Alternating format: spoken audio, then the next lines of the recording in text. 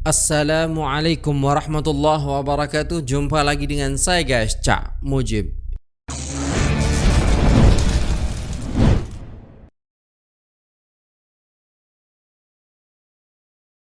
Gimana kabar teman-teman semua? Semoga senantiasa dalam lindungan Allah Subhanahu wa taala, dijauhkan dari segala mara bahaya, malapetaka, bencana dan bala serta berbagai macam penyakit. Amin amin ya rabbal alamin. Oke, di sini ada sebuah requestan daripada kawan-kawan sekalian, yaitu kisah benar Ustadz Harun Din mimpi bertemu baginda Nabi Muhammad sallallahu alaihi wasallam daripada Ejal Shah Channel. Oke, langsung saja guys kita play videonya. Let's go. Man kadaba alayya muta'ammidan falyatabawwa maq'adahu minan nar. Hadis sahih. Sesiapa yang berbohong, Nabi tidak kata, dia kata Nabi kata, berbohong tentang hadis Nabi sahaja, orang itu menempah tempat dalam neraka. Mimpi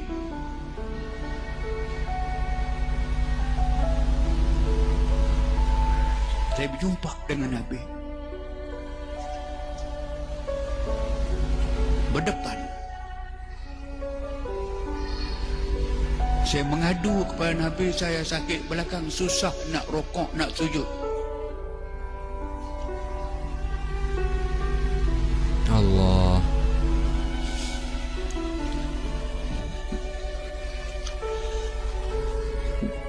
Nabi datang memeluk saya.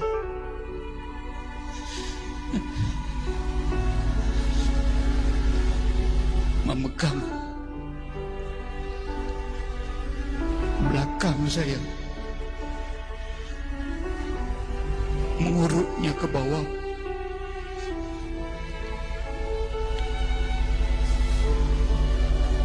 Macam Nabi sebut kepada saya, macam itu yang saya berasa, syafakallah, Allah sembuh penyakit belakang kamu. Allah. Saya menangis ketika itu sampai terbawa dalam mimpi saya. Tak jaga gerak saya. Saya jaga. Memang saya menangis.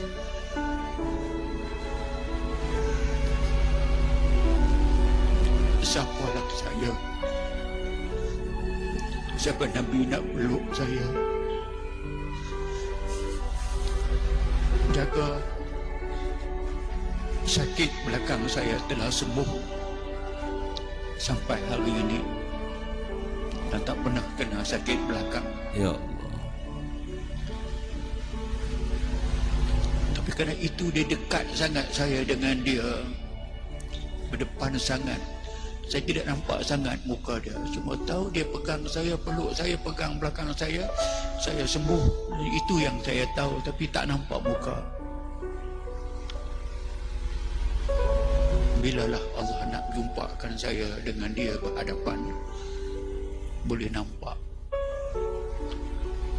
Saya mohon sungguh-sungguh,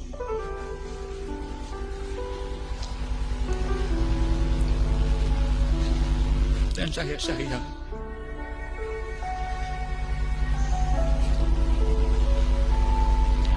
Allah tunai.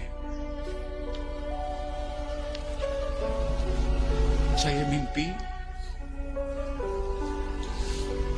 Nabi berada dalam sebuah kemah. Kemah itu kemah 4 persegi. Kemah yang ada kayu palang begitu, tiang begitu. Dia bukan bumbung begitu, bumbung yang ni tiang Macam begitu. macam kemah zaman dahulu Kemah panjang di belakang. Nabi berada dalam kemah di ujung.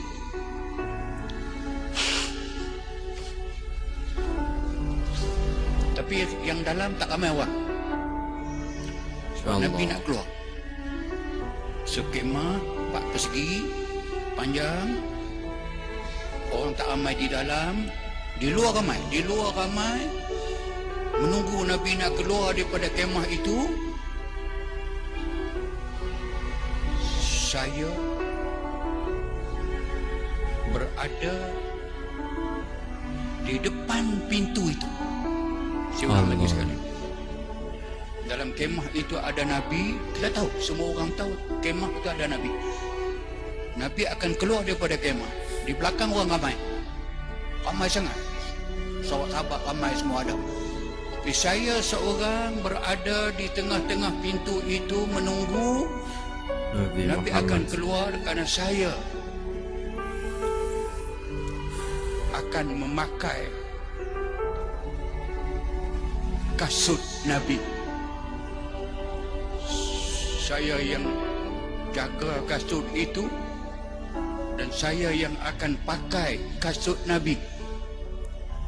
Saya berada di tengah-tengah pintu menunggu Nabi keluar, di belakang para sahabat. Dan Nabi keluar.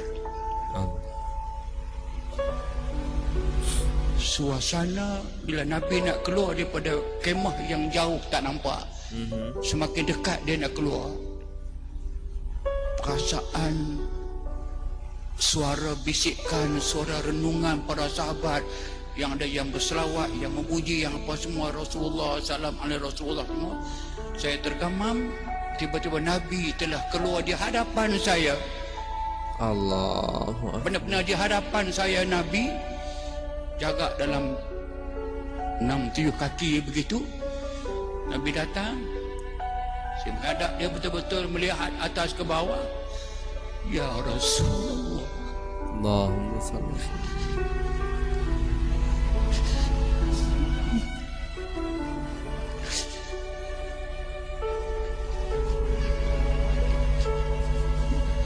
Dengan tidak ada orang yang mengganggu saya, tidak orang yang menarik Nabi ataupun menyekat Nabi, Nabi datang kepada saya. Di bawah kemah itu ada satu kayu palang mengikat tiang itu, yang Nabi kena langkah tinggi dalam sekaki begitu. Bila Nabi nak melangkah itu, sampai saya melihat Nabi depan Nabi, Nabi melihat saya duduk bersila.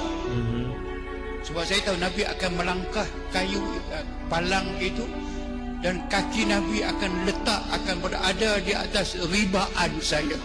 Allah. Saya pegang kaki itu.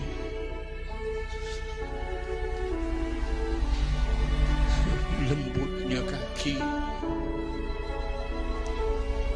Tapi saya sedih pada ketika itu. Kerana kasut yang nak saya pakai itu amat lusuh, amat buruk. Ya Allah. Nampak jahitan dengan tangan yang Nabi menjahit sendiri kasut itu. Saya pegang kaki, pegang kasut, saya masukkan kaki dalam kasut. Dan saya berkata pada ketika itu, saya tak nak tambah sikit pun. Saya kata, kasut, kamu lebih baik daripada saya, kerana kamu menjaga kaki Nabi. Saya boleh buat apa kepada Rasulullah? Nabi pegang saya, Nabi angkat saya, Nabi sebut kepada saya perkataan yang minta maaflah saya tak boleh sebut, tapi sempurna juga saya memakai kasut Rasulullah. Kakinya saya pegang, atas riba saya tempat kakinya diletak. Lepas selesai, saya bagi jalan. Nabi keluar kerana orang ramai menunggu, dan tidak terperi betapa indahnya pengalaman melihat seorang insan. Betul. Sempurna manusia. Allah. Pakaian tidak cantik, tidak lawa, tapi amat menarik. Mukanya amat menarik. Wanginya macam terasa sampai lepas bangun tidur pun saya masih terasa Betul. wangi itu. Kenangan itulah yang saya simpan, yang tidak banyak saya bercerita kepada orang. Allah.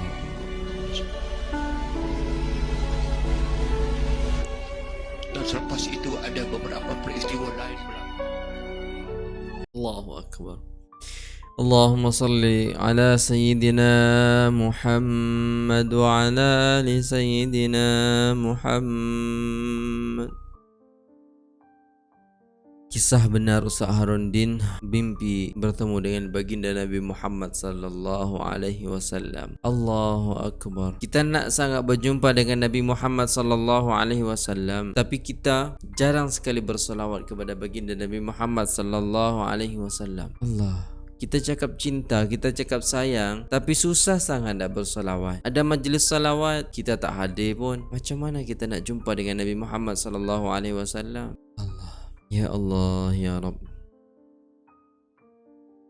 Dalam hadis Nabi Muhammad sallallahu alaihi wasallam bersabda yang diriwayatkan dari Abdullah bin Mas'ud bahwasanya Nabi Muhammad sallallahu alaihi wasallam bersabda, barang siapa yang melihatku di saat tidur, maka sungguh dia telah melihatku. Sesungguhnya syaitan tidak boleh menyerupaiku.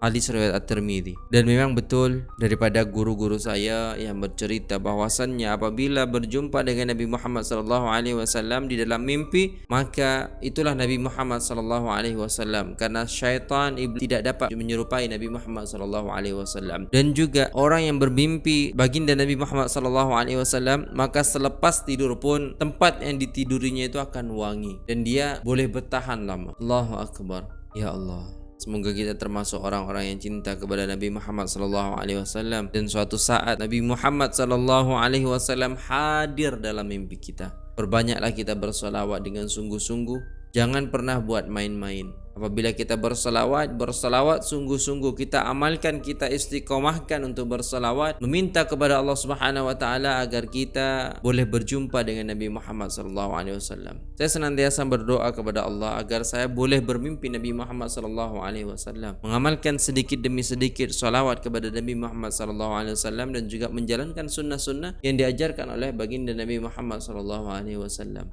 Dan mungkin belum saatnya, dan kita juga pasti kalau kita cinta kepada Nabi Muhammad sallallahu alaihi wasallam, sangat teringin sekali berjumpa Nabi Muhammad sallallahu alaihi wasallam. Atau tak, kita boleh pergi ke Madinah menyampaikan salawat dan salam kepada baginda Nabi Muhammad sallallahu alaihi wasallam. Assalatu wassalamu alayka ya Rasulullah. Assalamu alayka ya Rasulullah. Assalamu alayka ya Nabi Allah. Assalamu alayka ya Habib Allah. Allahumma salli ala Sayyidina Muhammad. Oke guys, semoga dengan sedikit kisah daripada Ustadz Harundin, semoga kita terbuka mata dan hati kita untuk senantiasa cinta kepada baginda Nabi Muhammad SAW. Mulai sekarang, mari amalkan. Saya mengajak diri saya dan juga kawan-kawan sekalian untuk senantiasa bersolawat kepada baginda Nabi Muhammad SAW dimanapun, kapanpun. Kita tetap bersolawat kepada baginda Nabi Muhammad SAW untuk menguatkan hati kita, menguatkan keimanan kita, menguatkan kecintaan kita kepada Nabi Muhammad SAW. Terima kasih dah tengok video ini guys. Jangan lupa untuk like, share, komen, dan subscribe channel saya dan juga channel Ajal Sah. Semoga bermanfaat untuk kita semua. Apabila ada salah kata, mohon dimaafkan. Assalamualaikum warahmatullahi wabarakatuh.